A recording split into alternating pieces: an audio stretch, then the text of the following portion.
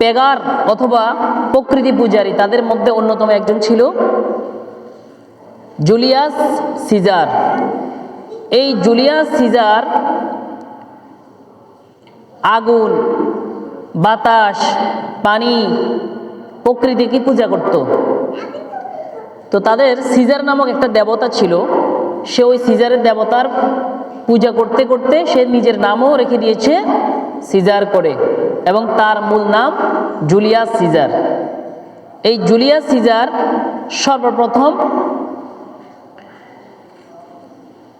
Gregorian calendar সে আবিষ্কার করেছে, যেটা ইংরেজি আমরা ক্যালেন্ডার মনে করি। সর্বপ্রথম জুলিয়াস সিজারে এই ক্যালেন্ডারটা আবিষ্কার করেছে। আবিষ্কার করে সে এবং নতুন বছর নির্ধারণ করেছে ডিসেম্বরের 31 তারিখ। উপস্থিতি, আজকে রজব মাসের 5 তারিখ এবং ইংরাজি 26 তারিখ, বাংলা 11ই পৌষ। যখন রজব মাস চলে আসতো, রাসূলুল্লাহ সাল্লাল্লাহু আলাইহি সাল্লাম রমজানের পূর্ব প্রস্তুতি রজব মাস থেকে নেওয়া শুরু করে দিতেন, এবং রজব মাসের চাঁদ দেখা মাত্রই রাসূলুল্লাহ সাল্লাল্লাহু আলাইহি সাল্লাম বেশি বেশি আমল করতেন, রোজা রাখতেন, নেক আমল করতেন। রমজানের প্রস্তুতি 2 মাস আগ থেকে নিতেন। রজব শব্দের অর্থ হচ্ছে প্রাচুর্য, সম্মানিত, সম্ভ্রান্ত। আরবি রজব মাস, রজবকে রজবুল মুরাজ্জাব বলা হয়। আল্লাহ রাব্বুল আলামিন যেদিন পৃথিবী সৃষ্টি করেছেন, সেদিন থেকে 4টি মাস তিনি সম্মানিত করেছেন। 4টি মাস হচ্ছে জিলকদ, জিলহজ, শাওয়াল এবং রজব মাস, মুহররম।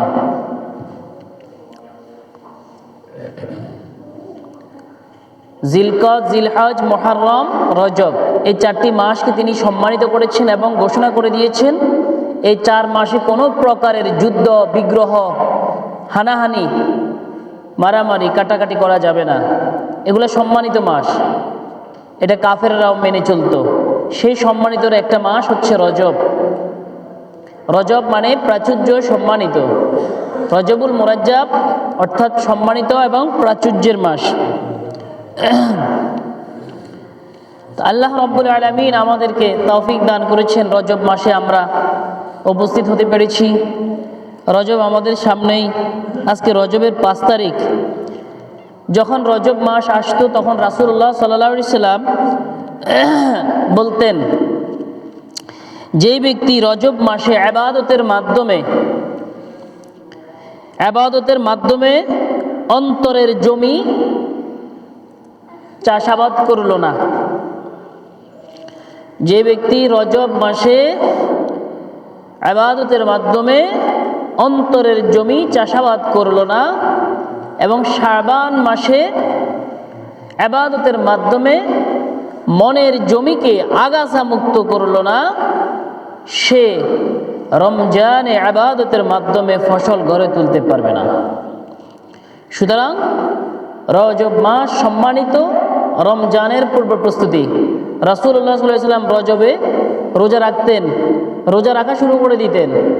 এরপরে শাবান মাসেও আরও বেশি রোজা রাখা শুরু করে দিতেন রমজানের প্রস্তুতি হিসেবে। সুতরাং রজব যেহেতু আমাদের সামনে চলে এসেছে, আমরা বেশি বেশি দোয়া পড়ব, আল্লাহুম্মা বারিক লানা ফি রজব ওয়া শাবান ওয়া বাল্লিগনা রমাদান। আল্লাহুম্মা বারিক লানা ফি রজব ওয়া শাবান ওয়া বাল্লিগনা রমাদান। আল্লাহ রাসূল এই দোয়া বেশি বেশি পড়তেন এবং সবাইকে শিক্ষা দিয়েছে এই দোয়া বেশি বেশি পড়ার জন্য। মুহতারাম হাজিরিন, তো আজকে আমাদের ইংরেজি হচ্ছে 26 তারিখ, আর 4 দিন পরে অর্থাৎ 5 দিন পরে আমাদের সামনে একটা দিবস আসছে, সেটা হচ্ছে ডিসেম্বরের 31 তারিখ। এই বিষয়ে আজকে আমি আলোচনা করব। ডিসেম্বরের 31 তারিখকে ইংরেজিতে বলা হয় 31st নাইট বলা হয়। এই সংক্রান্ত আমাদের যুব সমাজের অবগতি নাই বললেই চলে। কারো জানা থাকলেও এত গ্রাহ্য দেয় না, কিন্তু বিষয়টা অত্যন্ত কঠিন। আমি আপনাদের সামনে পবিত্র কালামুল্লাহ শরীফের সূরা মায়েদার 51 নম্বর আয়াত তিলাওয়াত করেছি। এই আয়াতে আল্লাহ রাব্বুল আলামিন বলেন, ইয়া আইয়ুহাল্লাযীনা আমানু লা তাত্তাখিযুল ইয়াহুদা ওয়ান নাসারা আউলিয়া। হে আমার মুমিন বান্দারা, তোমরা ইহুদি এবং খ্রিস্টানদেরকে বন্ধু হিসেবে গ্রহণ করিও না। আউলিয়া বা'দুহুম আউলিয়াউ বা'দ, তারা পরস্পর একে অন্যের বন্ধু।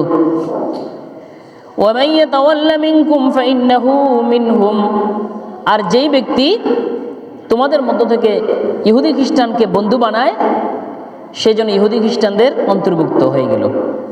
ইন্নাল্লাহা লা ইয়াহদিয যালিমিন, আল্লাহ রাব্বুল আলামিন জালেম যারা তাদেরকে হেদায়েত দেন না। অতঃপর আমরা এই আয়াত দ্বারা যে 31st নাইট, এই যে রাতটা আছে, আমরা এই বিষয়ে যেহেতু আলোচনা করব, তার মধ্যে 6টি পয়েন্ট আপনাদের সামনে আমি 6টি পয়েন্টের আলোচনা করব। সর্বপ্রথম 31st নাইট এর অর্থ কি, 1 নাম্বার। 2 নম্বর আলোচনা করব 31st নাইটের ইতিহাস কি। 3 নাম্বার খ্রিস্টীয় সনের ইতিহাস।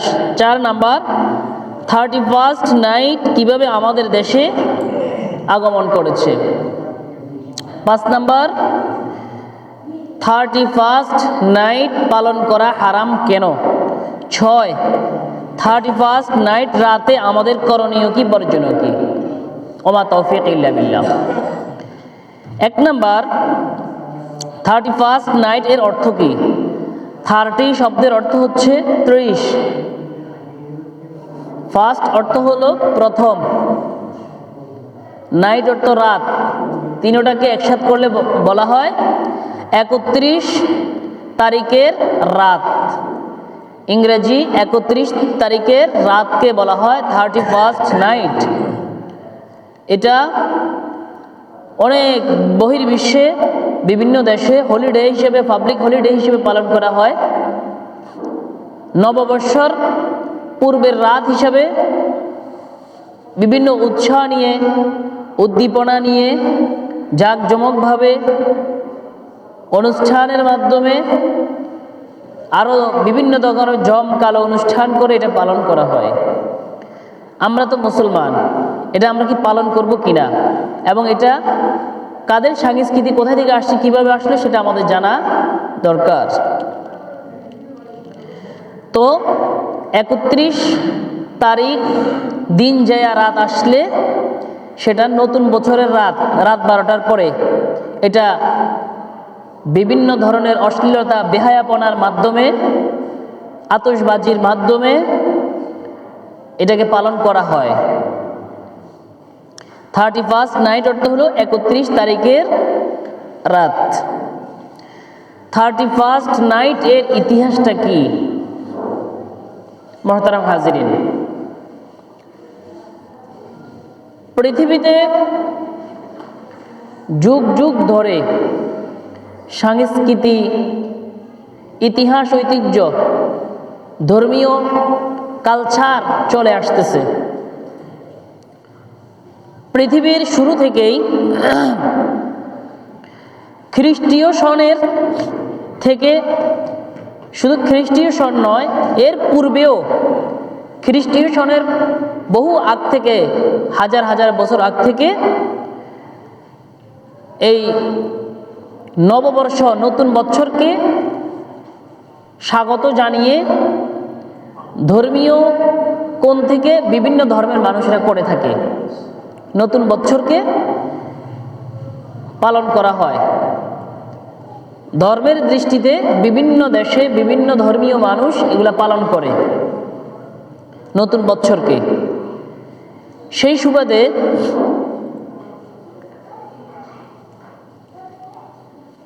এই 31st নাইটটা সর্বপ্রথম আমরা যে মনে করি, এটা কিন্তু ইংরেজি সনের, ইংরেজদের অথবা খ্রিস্টানদের কালচার। খ্রিস্টানরা এটা আবিষ্কার করেছে যে তাদের নতুন বছরকে তারা আনন্দের মাধ্যমে এবং বিভিন্ন ধরনের অনুষ্ঠানের মাধ্যমে এটাকে বরণ করে নেবে। তো এই 31st নাইটটা সর্বপ্রথম আমরা মনে করি যে খ্রিস্টান বা ইংরেজি সনের রূপ, আসলে তা নয়।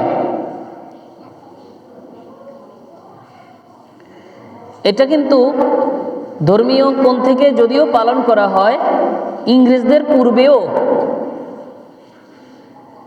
যারা প্রকৃতি পূজা করত, যাদেরকে বলা হয় পেগার, এই পেগার প্রকৃতি পূজা যারা করত, খ্রিস্টীয় ক্যালেন্ডার অথবা গ্রেগরিয়ান ক্যালেন্ডারের হিসেবে নতুন বছরকে অথবা বছরের শেষ দিনের রাতটাকে তারা পালন করত। যারা পেগার অথবা প্রকৃতি পূজারী, তাদের মধ্যে অন্যতম একজন ছিল জুলিয়াস সিজার। এই জুলিয়াস সিজার আগুন, বাতাস, পানি, প্রকৃতিকে পূজা করত। তো তাদের সিজার নামক একটা দেবতা ছিল, সে ওই সিজারের দেবতার পূজা করতে করতে সে নিজের নামও রেখে দিয়েছে সিজার করে, এবং তার মূল নাম জুলিয়াস সিজার। এই জুলিয়াস সিজার সর্বপ্রথম গ্রেগরিয়ান ক্যালেন্ডার সে আবিষ্কার করেছে, যেটা ইংরেজি আমরা ক্যালেন্ডার মনে করি। সর্বপ্রথম জুলিয়াস সিজারে এই ক্যালেন্ডারটা আবিষ্কার করেছে। আবিষ্কার করে সে এবং নতুন বছর নির্ধারণ করেছে ডিসেম্বরের 31 তারিখে 31st নাইট এবং জানুয়ারি প্রথম বছর 1 তারিখ নববর্ষ। এরপরে অতঃপর এটি ইংরেজদের বহু আগের ঘটনা, খ্রিস্টীয় সনের বহু বছর আগের ঘটনা। অতঃপর 1752 সনে ইংরেজেরা 31st নাইট উৎসব নববর্ষ চালু করেছে। এরপরে ইরানে জামশেদ নামক এক বাদশাহ এই দিনটি পালন করেছে এবং নাম দিয়েছে নওরোজ। নও মানে নতুন, রোজ মানে বৎসর, নতুন বৎসর। অর্থাৎ আমরা এখন বুঝতে পেরেছি যে এই খ্রিস্টীয় ক্যালেন্ডার অথবা 31st নাইট এটা খ্রিস্টান এবং ওই জামশেদ নামক মূর্তি পূজক বাদশাহ ইরানের তাদের আবিষ্কার, এবং তারা এটা সর্বপ্রথম সচল করেছে, আবিষ্কার করে চালু করেছে। মুহতারাম হাজিরিন, তাহলে এখন প্রশ্ন জাগে, খ্রিস্টীয় সনের ইতিহাস কি? খ্রিস্টীয় সনের ইতিহাস জানতে হলে আমাদের আগে জানতে হবে খ্রিস্টীয় এটা কি। খ্রিস্টীয় সন বলতে আমরা যাকে হযরত ঈসা আলাইহিস সালাম মনে করি। এই উইকিপিডিয়া থেকে যেটা পাওয়া যায় যে খ্রিস্টানরা তাদের যিশু খ্রিস্ট অর্থাৎ আমরা যাকে ঈসা আলাইহিস সালাম বলি, ঈসা আলাইহিস সালামের জন্মের তারিখ থেকে তারা খ্রিস্ট সন আবিষ্কার করে সেখান থেকেই তারা খ্রিস্টাব্দ ক্যালেন্ডার আবিষ্কার করেছে স্মরণীয় রাখার জন্যে। এবং উইকিপিডিয়া থেকে আমরা জানতে পারি রোমান খ্রিস্টানদের জানুস নামক একটা দেবতার ইতিহাস জানা যায়। জানুস, এই জানুস দেবতার তারা পূজা করত এটাকে। এই জানুস দেবতা ছিল তাদের ভাগ্য দেবতা, তাদের ভাগ্য নির্ধারণ করত। তার দুইটা মাথা ছিল। জানুস দেবতার রোমান খ্রিস্টানরা পূজা করত, দুই মাথা বিশিষ্ট ছিল। তো তারা জানুস দেবতার নামে জানুয়ারির নামকরণ করা হয়েছে। জানুয়ারির ইংরেজি সনের প্রথম মাস জানুয়ারিকে জানুস দেবতার নামে নামকরণ করা হয়েছে। তারা জানুস দেবতার পূজা করত। তো সেখান থেকেই জানুয়ারি এবং খ্রিস্ট মাসকে তারা আরো রূপ দিয়েছে। তো যখন 31st নাইট আসতো, 31তম রাত যখন আসতো, তখন তারা জানুস নামক দেবতার পিছনের মাথার কাছে গিয়া ইবাদত বন্দেগী করতো এবং বলতো, এই দেবতা না থাকলে আমরা পুরা বছর এত আনন্দে থাকতাম না, কল্যাণ পাইতাম না, ভাগ্য পাইতাম না। তার কারণে আমরা তাকে খুশি করতেছি, তাকে সন্তুষ্ট করতেছি। অথবা যখন 31st নাইটের রাত 12টা বেজে যায়, তখন তারা তখন জানুস দেবতার সামনের মাথায় এসে তখন আগামী বছর যেন তারা ভালো থাকে, ওই জানুস দেবতার ইবাদত বন্দেগী করে এই উৎসবের নাম তারা দিয়েছে 31st নাইট। তাহলে দেখেন, এই কালচারটা কার? খ্রিস্টানদের। এই কালচারটা কার? পোগ্রিয়ান খ্রিস্টানদের। এই কালচারটা কার? এবং দেবতার মুশরিক জামশেদ বাদশার। তারা তাদের এই দেবতাকে খুশি করার জন্যে জানুসের নাম দিয়েছে জানুয়ারি। জানুয়ারির 1 তারিখে নববর্ষ তারা পালন করে, জমকাল অনুষ্ঠান করে দেবতাকে খুশি করার জন্যে। আর আজকে আমরা মুসলমানের সন্তানেরা এই 31st নাইটকে পালন করতেছি। তারা তাদের দেবতাকে খুশি করার জন্য এটা পালন করছে, আর আজকে আমরা কাকে খুশি করার জন্য এটা পালন করছি? মুহতারাম হাজিরিন, আমাদের দেশে এটা কিভাবে আসলো? আমাদের দেশে এটা আসছে যেহেতু আমাদের এই দেশ 192 বছর, 200 বছরের কাছাকাছি ব্রিটিশ খ্রিস্টানরা শাসন করেছে। তারা হাজার হাজার লক্ষ লক্ষ উলামায়ে কেরাম হত্যা করেছে। স্পেনের কানাডায় লক্ষ লক্ষ মুসলমানকে মসজিদের মধ্যে আবদ্ধ করে মসজিদ আটকাইয়া আগুনে পোড়া দিয়া তারা হত্যা করেছে। জাহাজের মধ্যে লক্ষ লক্ষ মুসলমানদেরকে আটকাইয়া আগুনে জ্বালাইয়া তারা হত্যা করেছে। এই দেশে ইসলাম শূন্য করেছে, মসজিদ শহীদ করে দিয়েছে এবং তাদের যে কালচারগুলা সবগুলা মুসলমানদের মধ্যে তারা প্রবেশ করিয়ে গেছে। এই ব্রিটিশদের থেকে আমাদের দেশে 31st সহ ইহুদি খ্রিস্টানদের দেখেন, তারা তাদের দেবতাকে খুশি করার জন্য যে অনুষ্ঠানের আবিষ্কার করেছে, আজকে এটা প্রসার হইতে হইতে হইতে হইতে আজকে আমাদের প্রত্যেকটা ঘরে ঘরে 31st প্রস্তুতি সম্পূর্ণ নাজায়েজ এবং হারাম। মুহতারাম হাজিরিন, তো আমাদের এই 31st নাইট আমাদের পালনীয় বিষয় নয়, এটা আমাদের জন্য জায়েজ নাই, আমাদের করণীয়। বরং বছর আসলে, নতুন বছর আসলে বিগত বছর আমি কি কি অন্যায় করেছি, কি কি গুনাহ করেছি, কাদের হক আদায় করতে পারি নাই, কার কার সাথে আমার বিরোধ, সব হিসাব নিকাশ করা। সামনের বছরের জন্য পুরাপুরি প্রস্তুতি গ্রহণ করা, যে একটা বছর আমার হায়াত থেকে চলে গেল, কি করলাম, আগামী বছরের জন্য পুরাপুরি প্রস্তুতি গ্রহণ করা। মুহতারাম হাজিরিন, আমাদের অভিভাবক একমাত্র আল্লাহ রাব্বুল আলামিন। আর যারা ইহুদি খ্রিস্টান তাদের অভিভাবককে শয়তান। আল্লাহ তাআলা নিজেই বলেন, আল্লাহু ওয়ালিয়ুল্লাযিনা আমানু ইউখরিজুহুম মিনাজ যুলুমাতি ইলান নূর। আল্লাহ রাব্বুল আলামিন যারা মুমিন তাদের অভিভাবক আল্লাহ তাআলা।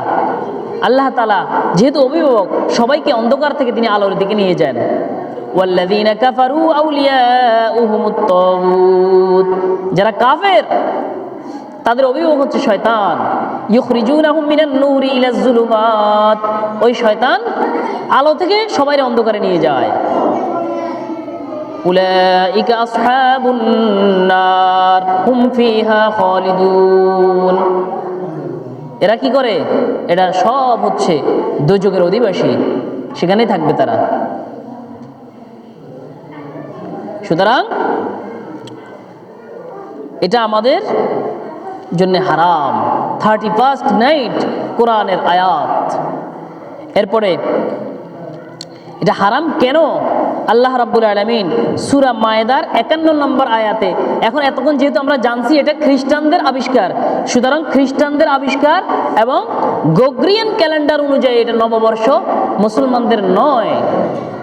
তো সুতরাং আমাদের করণীয় এটা পালন আমাদের জন্য জায়েজ নাই, আমাদের জন্য এটা না জায়েজ পালন করা।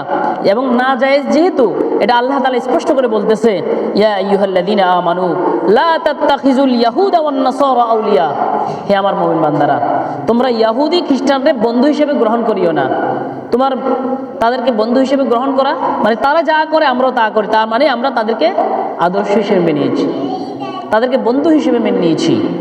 এরপরে বলে আল্লাহ তাআলাই বলেন, বা'দুহুম আউলিয়াউ বা'দ, তারা একে অপরের বন্ধু, তারা একে অপরের সহায়ক, তোমরা এখান থেকে দূরে থাকো। তবে শুনে রাখো, তোমাদের মধ্য থেকে কেউ যদি তাদেরকে বন্ধুরূপে গ্রহণ করে তাহলে সেও যেন খ্রিস্টান, সেও যেন ইহুদি হয়ে গেল। আমি যদি খ্রিস্টানদের কালচার গ্রহণ করি, আল্লাহ তাআলার খাতায় আমাকে খ্রিস্টানের খাতায় আমার নাম উঠে যাবে। আমি ইহুদিদের কালচার গ্রহণ করলে ইহুদিদের খাতায় আমার নাম উঠে যাবে। ইন্নাল্লাহা লা ইয়াহদিয যালিমিন, আল্লাহ রাব্বুল আলামিন জালেমদেরকে কখনো হেদায়েত দেন না।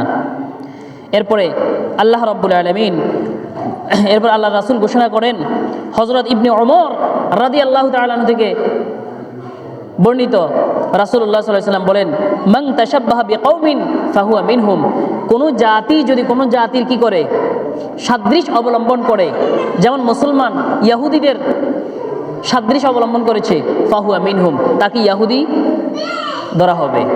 খ্রিস্টানদের সাদৃশ্য অবলম্বন করলে খ্রিস্টান ধরা হবে।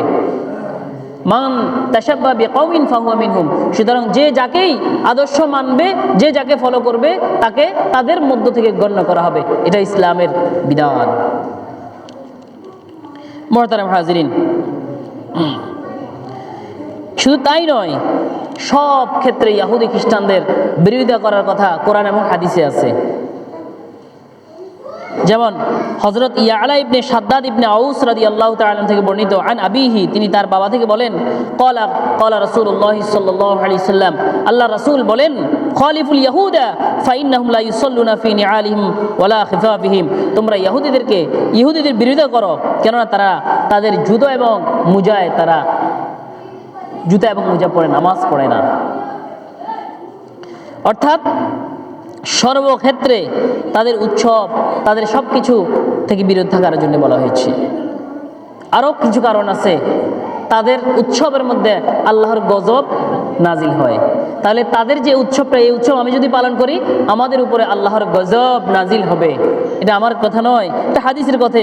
হযরত আনাস রাদিয়াল্লাহু তাআলা থেকে বর্ণিত, আন আনাস ইবনে মালিক রাদিয়াল্লাহু তাআলা আনহু, হযরত আনাস ইবনে মালিক রাদিয়াল্লাহু তাআলা আনহু থেকে বর্ণিত, ক্বালা, তিনি বলেন, ক্বালা রাসূলুল্লাহ সাল্লাল্লাহু আলাইহি সাল্লাম, রাসূলুল্লাহ সাল্লাল্লাহু আলাইহি সাল্লাম বলেন, লা তাকরাবুল ইয়াহুদা ওয়ান নাসারা ফি আ'য়াদিহিম, খবরদার ইহুদি খ্রিস্টানদের উৎসবে তোমরা কেউ তাদের পাশেও যাইবা না, তাদের কাছেও যাইবা না।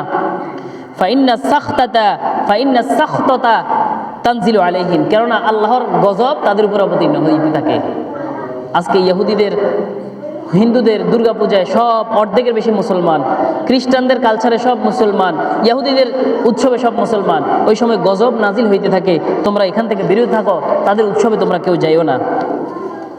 মুহতারাম হাজিরিন, এরপরে আল্লাহ রাসূল অন্য হাদিসের মধ্যে বলেন, ক্বালা ওমর, হযরত ওমর রাদিয়াল্লাহু তাআলা বলেন, লা তুআল্লিমু রাতানাতাল আজিম, তোমরা অনারবদের ধোঁকাবাজি কথাবার্তা শিখিও না। ওয়ালা তাদখুলু আলাল মুশরিকিনা ফি কানাইসিহিম, তোমরা মুশরিকদের গির্জায় কখনো প্রবেশ করিও না। ইয়াউমা ঈদিহিম, তাদের উৎসবের সময়। ফাইন্না সাখতাতা তানজিলু আলাইহিম, কারণ আল্লাহর গজব তখন তাদের উপর অবতীর্ণ হইতে থাকে। সুতরাং খবরদার, এটাকে ভাতৃপ্রীতিম বলা হয় না। অনেকে, এই যে রাজনৈতিক অনেক নেতা ওখানে চলে যায়, কোথায় চলে যায়? হিন্দুদের পূজায় অনেক রাজনৈতিক নেতা চলে যায়, ওই সময় গজব নাজিল হইতে থাকে, যাওয়া যাবে না, মুসলমানরাও যাওয়া যাবে না, এগুলো থেকে বিরত থাকতে হবে। এরপরে আর এই যে কালচারটা 31st নাইট পালন করা হারামের আরও কিছু কারণ আছে। আরেকটা কারণ হচ্ছে, হারামের কারণ হচ্ছে সেখানে অবাধে নারী পুরুষের মিলন হয়, অবাধে অশ্লীল পোশাক পরিধান করে সেখানে বিচরণ করে, আনন্দ যত অশ্লীলতা আছে, মদ খায়, জুয়া খেলে, সেখানে যত রকমের খারাপ আছে সব ওই দিনের জন্য তারা করে। হযরত আবু হুরায়রা রাদিয়াল্লাহু তাআলা বর্ণিত, তিনি বলেন, আল্লাহ রাসূল বলেন, দুই ধরনের লোক এমন আছে যারা জাহান্নামে যাবে, আমি তাদেরকে এখনো পর্যন্ত দেখি নাই। জাহান্নামী এক শ্রেণীর মানুষ গরুর লেজ বিশিষ্ট লাঠি নিয়ে মানুষকে প্রহার করবে। আরেক শ্রেণীর মানুষ স্ত্রীলোক, মহিলা, যারা কাপড় পরিধান করার পরে উলঙ্গ থাকবে, অর্থাৎ এমন ছোটোখাটো পাতলা জামা কাপড় পরিধান করবে। এদের মাথায় হবে ওটের হেলে যাওয়া কুজের ন্যায়।